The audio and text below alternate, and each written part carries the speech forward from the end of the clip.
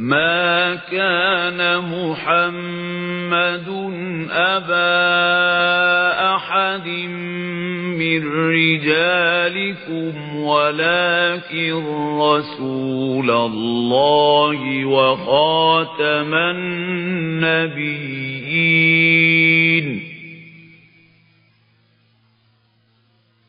وَكَانَ اللَّهُ بِكُلِّ شَيْءٍ عَلِيمًا۔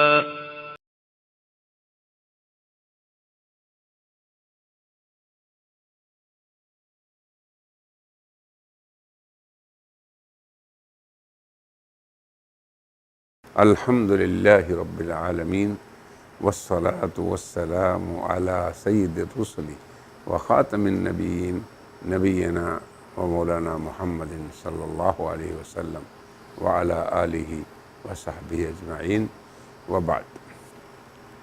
اعوذ باللہ من الشیطان الرجیم، بسم اللہ الرحمن الرحیم۔ ان الذین یلحدون فی آیاتنا لا یخفون علینا وقال النبی صلی اللہ علیہ وسلم الدین النصیحہ۔ سامعین و ناظرین، ہمارے سلسلہ دین بھلائی ہے، اس کا ایک شعبہ ہے مغالطات قادیانیت۔ تو یہ مغالطات میں سے 7واں مغالطہ ہے، جس کا عنوان ہے قادیانیت کا خاتم النبیین کے مفہوم میں مغالطہ۔ خاتم النبیین یہ قرآن کریم کی ایک آیت کا ایک جز ہے، جس میں حضور کو اللہ نے فرمایا کہ آپ خاتم النبیین ہیں۔ اب خاتم النبیین کی ایک اسلامی، قرآنی اور لغوی شرح ہے، جس کو ہم اپنے مستقل ایک مقالے میں بیان کر چکے ہیں۔ اب ہم صرف یہ بتائیں گے کہ قادیانی اس کے اندر کیا وہ مرحلہ وار دخل کرتے ہیں۔ جیسے کہ قادیانیت کی عادت ہے کہ وہ ہر کام میں مرحلہ وار کام کرتی ہے، اور یہ بھی اس کے باطل ہونے کی دلیل ہے۔ کسی کام کا مرحلہ وار نبوت، مرحلہ وار نبی بننا، مرحلہ وار جناب علی، پھر عیسیٰ ابن مریم بننا، تو یہ قادیانیت کی پرانی عادت ہے کہ ہر کام کو وہ مرحلے سے اور موقع اور مناسبت سے اختیار کرتی ہے۔ اس کا ربانی نظام سے کوئی تعلق نہیں ہے۔ تو اب وہ کیا کہتے ہیں اس کے بارے میں کہ یہ کیا ہے؟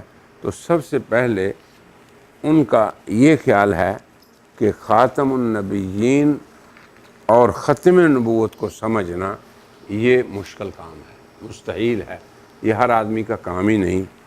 اب دیکھیں، یہ ایک حوالہ ہے تشہیر الاذہان کا، جس میں ہے کہ ختم نبوت کی اصل حقیقت کو دنیا میں کما حق کوئی نہیں جو سمجھ سکتا ہو، کوئی نہیں جو سمجھ سکتا سوائے اس کے جو خود حضرت خاتم النبیین کی طرح خاتم الاولیاء ہے۔ خاتم النبیین اور خاتم الاولیاء اور کریں، کیونکہ کسی چیز کی اصل حقیقت کا سمجھنا اس کے اہل پر موقوف ہوتا ہے، اور یہ ایک ثابت شدہ امر ہے کہ خاتمیت کے اہل حضرت محمد صلی اللہ علیہ وسلم ہیں یا حضرت مسیح موعود۔ اب دیکھیں، ایک کو خاتم النبیین کا اور دوسرے کو خاتم الاولیاء۔ اب لفظ خاتمیت جو ہے، یا یہ جو خاتمیت کا مفہوم ہے، اب اس کے بارے میں قادیانیت کا پہلا مرحلے پہ یہ عقیدہ ہے کہ یہ تمام امتی اس کا ادراک نہیں کر سکتے، مستحیل کام ہے۔ یہ پہلا مرحلہ۔ دوسرا مرحلہ ان کا یہ ہے کہ حضور نے تو یہ فرمایا تھا کہ خاتم النبیین کی تفسیر میں انا خاتم النبیین لا نبی بعدی، اسی پہ امت قائم ہے، ساری کی ساری اجماع ہے امت کا کہ خاتم النبیین کا معنی یہ ہے کہ آپ کے بعد نبی نہیں، آپ آخری ہیں۔ مگر اب دیکھیں کہ قادیانیت کی اس میں بتدریج تعویل کیا ہے۔ وہ کہتے ہیں تشہیر الاذہان میں کہ ختم نبوت کی اصل حقیقت کے عنوان سے محمدی ختم نبوت سے بکلی باب نبوت بند نہیں۔ اب یہ دیکھیں، یعنی ختم نبوت پہ ایمان کا دعویٰ بھی ہے اور ساتھ ہی یہ کہ بکلی نبوت بند نہیں، کیونکہ باب نزول جبریل بپرایا وحی الہی بند نہیں ہوا۔ یعنی جبریل نے آتے رہنا ہے اور ایسے بیکار تھوڑا آنا ہے، تو اس نے وحی لے کے آنا ہے، اس لیے باب نبوت جو ہے وہ کلی طور پہ بند نہیں۔ یہ دوسرا مرحلہ قادیانیت کا۔ پہلا یہ کہ اس کو سمجھ ہی نہیں کوئی سکتا، اور دوسرا یہ کہ اس سے دروازہ ایک نبوت بند نہیں ہوا۔ پھر تیسرا یہ ہے کہ حضرت محمد صلی اللہ علیہ وسلم کے بعد صرف ایک نبی کے آنے کی گنجائش ہے۔ تشہیر الاذہان نمبر 8 جلد نمبر 12 صفحہ نمبر 46 پہ یہ ہے کہ حضرت صلی اللہ علیہ وسلم کے بعد صرف ایک نبی کا ہونا لازم ہے۔ اب بات سمجھے، یہاں بھی عجیب و خلط کرتے ہیں۔ مسلمان بھی تو کہتے ہیں نا جی ایک نبی آئے گا، تو ہم بھی یہی کہتے ہیں جی ایک نبی، تو ایک نبی کا ہونا یہ لازم ہے، اور یہ خاتم النبیین حضور کے ہونے کے معارض نہیں، ایک نبی کا ہونا۔ اور بہت سارے انبیاء کا ہونا خدا تعالیٰ کی بہت سی مصلحتوں اور حکومت میں رکھنا واقع کرنا ہے، تو ایک نبی آ سکتا ہے، یہ ہے ایک مرحلہ۔ اس کے بعد ایک چوتھا مرحلہ یہ ہے کہ وہ جو ایک نبی آئے گا وہ کون ہے۔ اب حضور کے بعد جس نبی نے آنا ہے، جس پہ امت کا عقیدہ ہے، وہ نبی ہے جو نبیوں کی تعداد میں اضافہ نہیں کرے گا، یعنی پہلے نبیوں میں سے ایک نبی ہے، اس لیے اس کا آنا یہ ختم نبوت کے منافی نہیں ہے، یہ مسلمان امت کہتی ہے۔ مگر قادیانی کہتے ہیں کہ دیکھو جی، آپ بھی تو کہتے ہیں نا جی ایک نبی آئے گا، تو ہم بھی کہتے ہیں ایک نبی آئے گا، مگر ہم نے اتنا اضافہ صرف کیا ہے کہ وہ آنے والا کون ہے، وہ مسیح موعود مرزا غلام احمد قادیانی ہے۔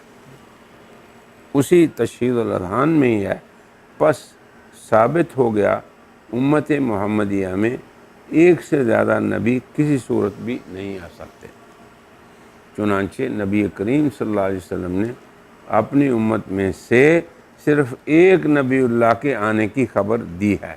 یہ بات صحیح ہے کہ ایک نبی اللہ آئیں گے، مگر ایسے کہ جن کا آنا خاتم النبیین کے مفہوم کے منافی نہیں، اور وہ حضرت عیسیٰ علیہ السلام ہیں کہ وہ من الانبیاء السابقین ہیں، مگر قادیان کہتی ہے کہ وہ مسیح موعود ہے، اور ہم تو کہتے ہیں کہ مسیح موعود بھی وہی ہیں حضرت عیسیٰ علیہ السلام، مگر قادیانیت نے اس کے لیے اپنا مسیح موعود بھی وضع کر لیا، اور اس کے سوا قطعاً کسی کا نام نبی اللہ یا رسول اللہ نہیں رکھا، اور نہ کسی اور نبی کے آنے کی آپ نے خبر دی، بلکہ لا نبی بعدی فرما کر اوروں کی نفی کر دی۔ اب آپ دیکھیں، اور کھول کر بیان فرما دیا کہ مسیح موعود کے سوا میرے بعد قطعاً کوئی نبی یا رسول نہیں آئے گا، اس امت میں نبی صرف ایک ہی آ سکتا ہے، اور جو مسیح موعود ہے، اور قطعاً کوئی نبی نہیں آ سکتا، جیسا کہ دیگر احادیث پر نظر کرنے سے یہ امر متحقق ہو چکا ہے کہ نبی کریم صلی اللہ علیہ وسلم نے حضرت مسیح موعود کا نام نبی اللہ رکھا ہے، اور کسی کو یہ نام ہرگز نہیں دیا۔ اب یہ دیکھیں اس قدر دجل ہے کہ حضور اکرم صلی اللہ علیہ وسلم نے جب یہ فرمایا واللہ لینزلن فیکم ابن مریم، تو وہ مسیح موعود جس کا وعدہ امت سے ہے، وہ مسیح ابن مریم ہے جس کو نازل ہونا ہے۔ اب اس طرف ایک پیدا ہونے والا قادیانیت میں کیسے نازل ہونے والا بن سکتا ہے؟ موٹی سی بات ہے، عام فہم سی بات ہے۔ اب دیکھیں اس پہ بھی قادیانیت نے اکتفا نہیں کیا، یعنی تعین کر لیا کہ وہ آنے والا ہماری جماعت کا بانی ہے۔ آگے پھر چوتھا آخری مرحلہ قادیانیت کا یہ ہے کہ ایک نبی نہیں بلکہ کئی نبی بھی آ سکتے ہیں، تو یہ قادیانیت کا خاتم النبیین پر خود ساختہ ان کا مفہوم ہے۔ اب آپ دیکھیں، قادیانی زعیم مرزا غلام احمد قادیانی کا بیٹا اور قادیانیت کا دوسرا خلیفہ حقیقت نبوت کے صفحہ 138 پر لکھتا ہے، اس لیے ہم اس امت میں صرف ایک ہی نبی کے قائل ہیں، آئندہ کا حال پردہ غیب میں ہے، اس پر بحث کرنا انبیاء کا کام ہے نہ ہمارا، پس ہمارا یہ عقیدہ ہے کہ اس وقت تک اس کے سوا کوئی نبی نہیں گزرا، کیونکہ نبی کی تعریف اس کے سوا پر منطبق نہیں آتی۔ پھر آگے ایک اور بات ہے کہ مرزا بشیر الدین محمود سے سوال ہوا، جسے جریدۃ الفضل نے 1927 میں 19 اپریل میں شائع کیا ہے۔ آپ کا چوتھا سوال یہ ہے کہ مرزا قادیانی کے بعد کوئی اور نبی آ سکتا ہے، آئے گا یا آ سکتا ہے؟ اگر کوئی نیا نبی مبعوث ہو تو احمدی لوگ اس پہ ایمان لائیں گے؟ یہ خلیفہ قادیان سے سوال ہوتا ہے۔ اس کا جواب یہ ہے کہ مرزا قادیانی کے بعد نبی آ سکتا ہے۔ اب وہ ایک والی بات بھی ختم ہو گئی، آئے گا تو اس پر ایمان لانا احمدیوں کے لیے ضروری ہوگا۔ اچھا، پھر اگلا مرحلہ دیکھیں، ایک سے اب آگے جا رہے ہیں۔ وہی بشیر الدین محمود جریدۃ الفضل 1928 22 جون میں لکھتا ہے کہ خاتم النبیین، یعنی یہ جو قرآن پاک کی نص ہے، یہ کوئی آپ کے بعد نبیوں کے آنے میں روک نہیں۔ انبیاء اعظام حضرت مسیح موعود یعنی مرزا قادیانی کے خادموں میں بھی پیدا ہوں گے، اس لیے بہت سے قادیانی نبوت کا دعویٰ کر دیتے ہیں، اور وہ ہمیشہ اسلام کے محافظ اور شائع کرنے والے ہوں گے۔